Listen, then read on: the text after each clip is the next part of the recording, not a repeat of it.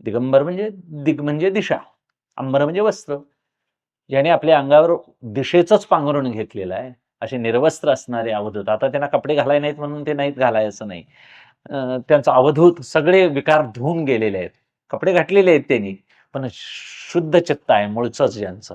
अवाप्त सकळ काम, ज्यांच्या इच्छा शिल्लक राहिलेल्या नाहीत. असे अवधूनोती ती अवधूत, सगळे दोष ज्यांनी धुवून घालवलेले आहेत. अशा अवधूत दत्त दिगंबरांना दिशा हे अंबर आहे. पाणी पात्र दिगंबरा हस्त करा सारिके. पाणी पिण्याकरता काही नाही, ओंजळ करून पाणी पिणार. आवश्यक देव मनी चिंतनी सादर, भिक्षा कामधेनो ऐशी अवकाशी शयन. आणि पांघरुणी तुका दिशा केला वास आलक्षे. तुकोबराईने वर्णन केलंय योगी पुरुषाचं, की दिशा हेच ज्यांचं, अष्टदिशा हेच अंगावर घेतली जाणारी चादर आहे. अशा दिगंबर दत्त महाराजांना साक्षात विष्णू परमात्म्यांच्या पायाजवळ स्त्री आहे. स्त्री ज्यांच्या पायाजवळ राहते, लक्ष्मी माता ज्यांच्या पायाजवळ राहते, त्या लक्ष्मी मातेचा वल्लभ म्हणजे नारायण परमात्मा. त्याने आमच्यावर काय करावी? कृपा करावी. म्हणजे नुसती लक्ष्मी वारकरी संप्रदायानं मान्य केलेली, लक्ष्मी सहित शोभे नारायण. नारायणासह लक्ष्मी असावी. आणि मग नारायणासह लक्ष्मी यायची झाली तर मग स्वतंत्र बोलवायची नाही, नारायणाला बोलवायचं. कारण ती पत्नीसह येणार. मग पतिव्रता आहे नाही लक्ष्मी माता. मग तिचं तिला बोललं तर तिची ती गाडी घेऊन येणार, तिचं घुबडाचं वाहन आहे. मग तिची ती आली तर घुबड बसणार घर बसतंय.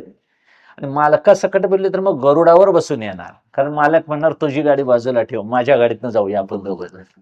म्हणून लक्ष्मी सहित नारायण आले पाहिजेत. आणि त्या लक्ष्मी नारायणाचं प्रतीक अनघा लक्ष्मी म्हणून एक वर्णन आहे महाराज, तोही दत्त महाराजांचा अवतार आहे. असे 24 अवतार सांगितले, काही अंश अवतार सांगितले. दत्तात्रेय मूर्ती ही अनेक रामविजयात श्रीधर स्वामी असं सांगतात की अवतारही उदंड होती, सवेची मागुती विलिया जाती, तैशी नव्हे दत्तात्रेय मूर्ती नाश कल्पांती अशेना. अविनाश अशी दत्त महाराजांची काय आहे, सगळा त्यांचा महिमा बघायला गेलं तर चिरंजीव आहे. स्मृतृगामी म्हणजे स्मरण केल्याबरोबर प्रकट होणारे आहेत.